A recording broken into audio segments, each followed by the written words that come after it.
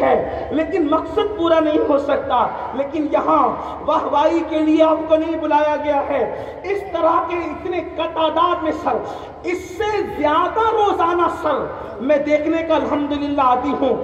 مجھے پبلک کے دیکھنے سے کوئی خوشی نہیں ہوتی، اس لیے کہ لوگ جمع ہو جائیں کوئی خوشی کی بات نہیں، لوگ زیادہ جمع ہو مقصد پورا نہ ہو کوئی خوشی کی بات نہیں، چند لوگ جمع ہو مقصد پورا ہو جائے یہ امام حسین کا مزاج ہے. اس لیے کہ یزید نے 72,000 جمع کیے تھے اور وہ بے مقصد تھے.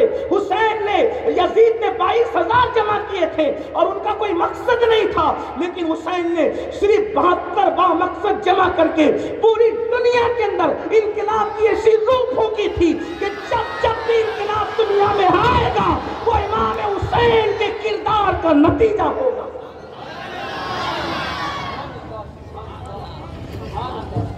اس لیے میں اپنے جوانوں کی پوری توجہ چاہتا ہوں. جو میرے جوان نشے میں گرفتار ہے وہ بھی، اور جو نشے میں گرفتار نہیں ہے وہ بھی بہت دھیان سے سنیں. تھرڈ ورلڈ وار کی طرف دنیا بڑھ رہی ہے، بڑھ کے بڑھ چکی ہے، تیسری عالمی جنگ کی طرف.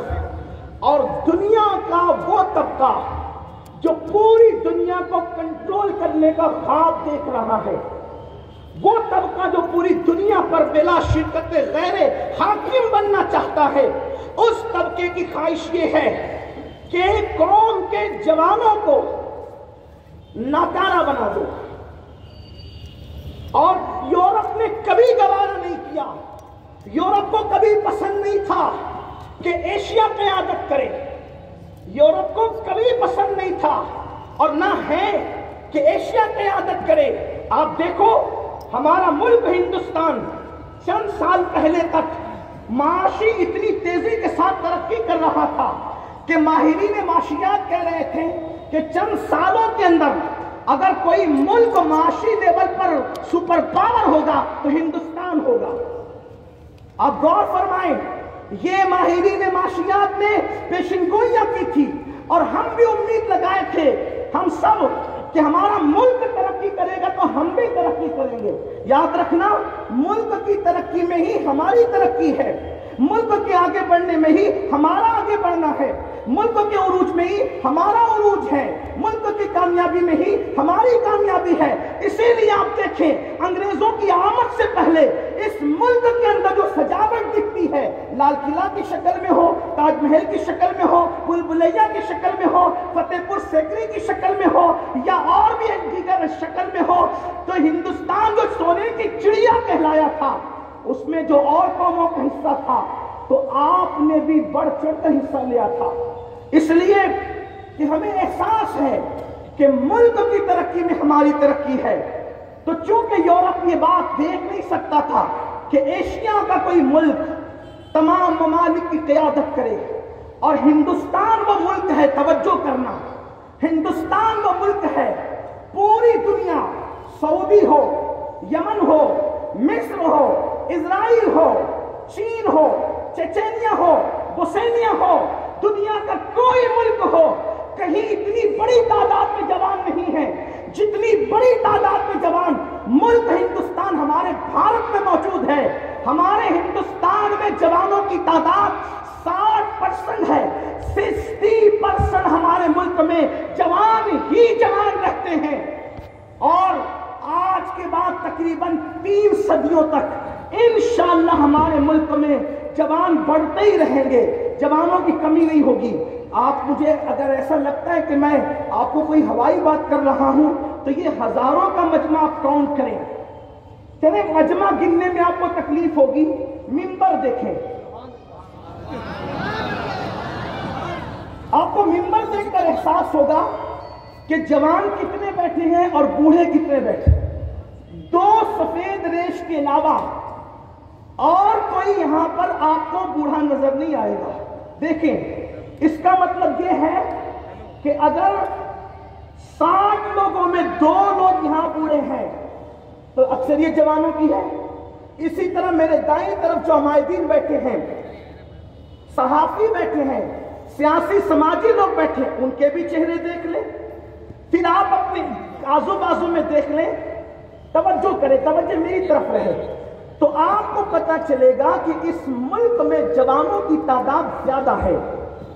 तो किसी भी मुल्क को डैमेज करने के लिए, किसी भी मुल्क को कमजोर करने के लिए सर्द जंग का आगाज किया जाता है, और उस मुल्क की ताकत और कुव्वत को कमजोर करने के लिए अब लोग होशियार हो गए हैं।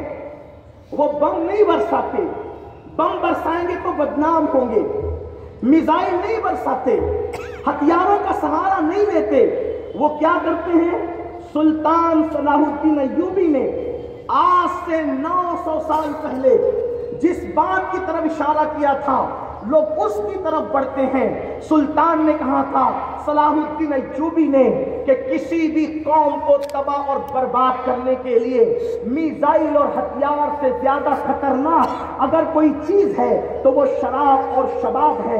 किसी कौम को तबाह करना हो, किसी कौम को नाकारा करना हो, किसी कौम को बर्बाद करना हो, उस कौम को शराब और शबाब का आदी कर दो, यानी उनको नशे का आदी कर दो, या किसी लड़की के नाजायज फंदे में उसको फंसा दिया जाए, तो मिसाइल, तलवारें, तीरें, जंगे उनको जितना ज्यादा नुकसान नहीं पहुंचा सकते, उससे ज्यादा लड़कियों के साथ अफेयर के मामलात और शराब इंसान को तबाह और बर्बाद और नशा कर सकता है। तो मेरे आका सल्लल्लाहु अलैहि वसल्लम के दीवानों, आज उस मुल्क को खास तौर पे टारगेट किया गया है, या उस खित्ते को, या उस इलाके को, या बर्रे सगीर को ले ले, या और दुनिया के उन ममालिक को जिसमें जवानों की तादाद ज्यादा है, ताकि ये उठ न सके। पहले लोग किसी वजह से नशा करते थे, और अब बाज़ाब्ता तौर पर हमारी बस्तियों के अंदर नौजवानों को मफलूज करने के लिए, नौजवानों को नाकारा करने के लिए, नौजवानों को बेकार करने के लिए उनको नशे का आदी किया जा रहा है।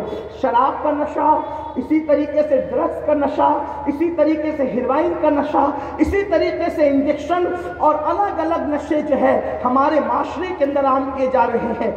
सबसे ज्यादा नशा हिंदुस्तान में जो बड़ा है, मेरी अपनी मालूमात के मुताबिक लॉकडाउन के वो अय्याम जिसमें लोग फ्री घर बैठे हुए थे, एक दूसरे से मुलाकातें थी, उठना बैठना था, उन दिनों जो है नशा बहुत प्रमोट किया गया।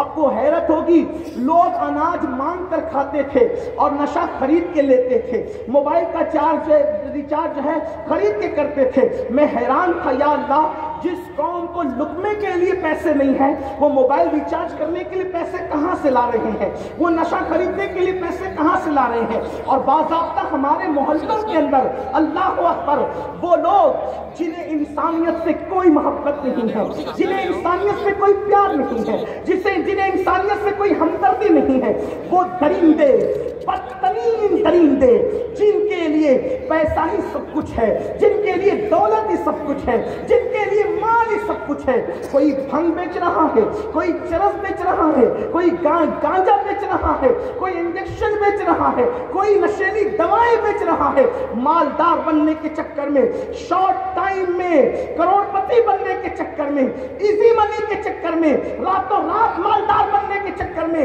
मौत बेच रहे हैं ये लोग। मैं उनसे भी गुजारिश करता हूं, हम तुम्हारे भी दुश्मन नहीं हैं, लेकिन दूसरों के बच्चों को नशे में मुब्तला करके मालदार बनने वालों, जरा तसव्वुर तो करो, जब किसी माँ का बेटा तेरी बेची हुई दवा से लड़खड़ाता होगा तो उस माँ के दिल पर क्या गुजरती होगी।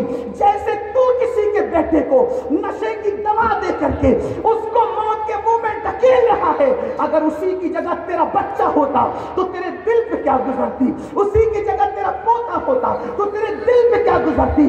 ओ नशे की चीजें बेच करके कौम के जवानों को मौत के मुंह में धकेलने वालों, याद करो एक दिन अल्लाह की अदालत होगी, खुदा की अदालत होगी, तुम्हें भी मरना है, खुदा को मुंह दिखाना है। किसकी दौलत कब्र में गई, जो तुम्हारी दौलत कब्र में जाएगी। हलाल कमाने वाले अपनी दौलत साथ न ले जा सके, तुम मौत बेच करके, तुम लोगों को मौत के मुंह में धकेल करके ये हराम की कमाई क्या साथ लेकर के जाओगे, तुम साथ नहीं ले जाओगे। हमें तुमसे हमदर्दी है। शराब बेचकर दौलत कमाने वालों, भांग बेचकर दौलत कमाने वालों, नशे की दवाएं बेच करके दौलत कमाने वालों, जब इसी हराम जो है वो روپیوں کے کفن میں تم کو لپیٹا جائے گا تو وہ کفن نہیں ہوگا بلکہ جہنم کی آگ ہوگی۔ اللہ اکبر۔ دوسروں کی خوشی چھیننے والوں، جو دوسروں کی خوشی چھینتا ہے، قدرت کبھی اس کو تبسم عطا نہیں کرتی، قدرت کبھی اس کو خوشیاں عطا نہیں کرتی۔ ارے نادان، تمہیں دولت ہی کمانا ہے تو موت بیچ کر دولت کیوں کما رہے ہو؟ دولت تو لوگ ناچ کر بھی کما لیتے ہیں، دولت تو لوگ جسم بیچ کر بھی کما لیتے ہیں۔ اگر تمہیں دولت سے اتنا ہی پیار ہے تو سنو، انسان کی زندگی تو فٹ پاتھ پر بھی گزر جاتی ہے، لیکن تم اپنے حرام دولت کے اس روپیے سے نرم گدے تو خرید سکتے ہو، لیکن سکون کی نیند کبھی خرید نہیں سکتے۔ قوم کو بے چینی بیچنے والوں، اللہ تمہیں کبھی سکون نہیں دے گا۔ اگر اس طبقے تک میری بات پہنچ رہی ہے جو نشہ آور چیزیں ہمارے معاشرے میں بیچ رہے ہیں اور قوم کو موت کے